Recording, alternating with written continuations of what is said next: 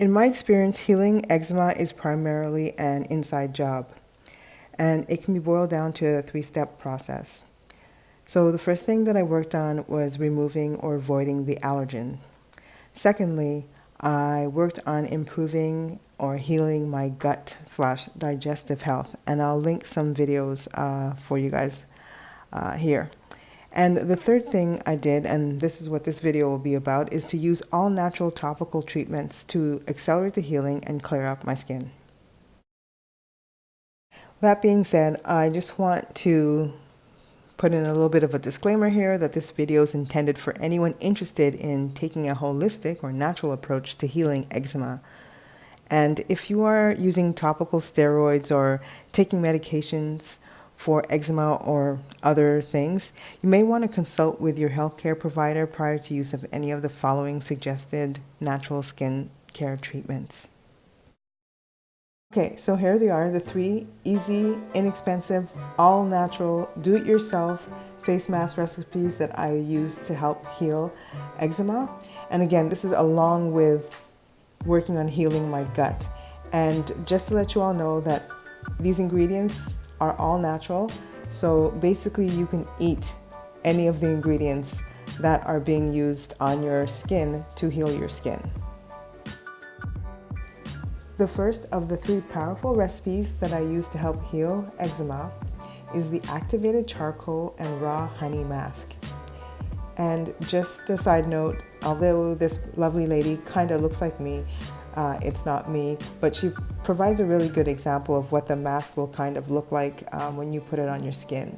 So it's 1 capsule of activated charcoal, half a teaspoon of raw unpasteurized honey, and 1 teaspoon of warm water, and you mix it together and put it on your face and leave it on for up to an hour and rinse it off.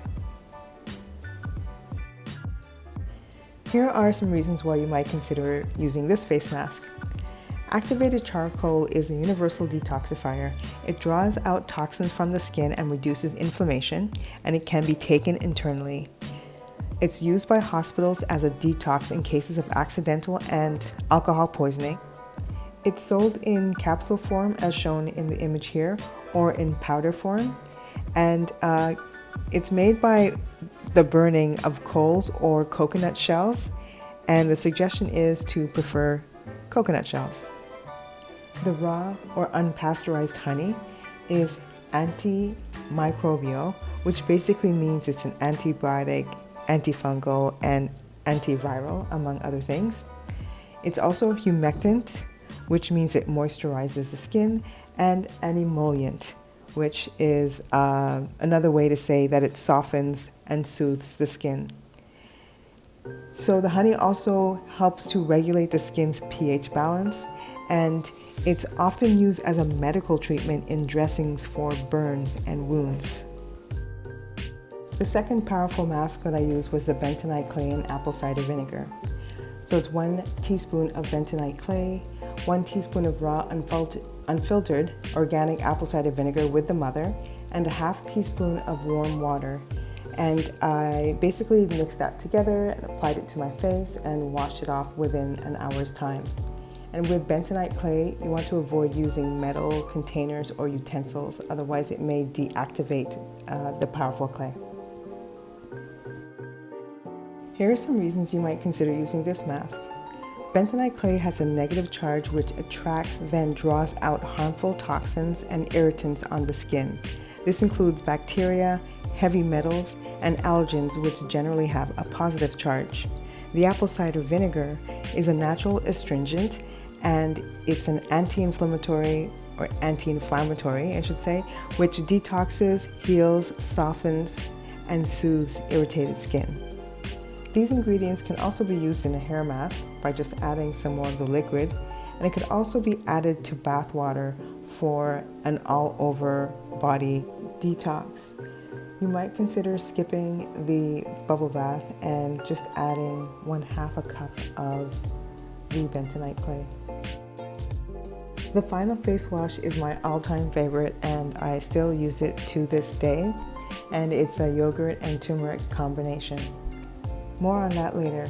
First, we'll discuss why you might consider using this face mask. So the yogurt is an antibacterial, hydrating, gentle exfoliant. The lactic acid in yogurt is an alpha hydroxy acid that dissolves dead skin cells. I use the plain organic full fat yogurt. With turmeric, it's an anti-inflammatory and it's rich in antioxidants. It reduces redness, itching, scaling, flaking, and helps to heal wounds.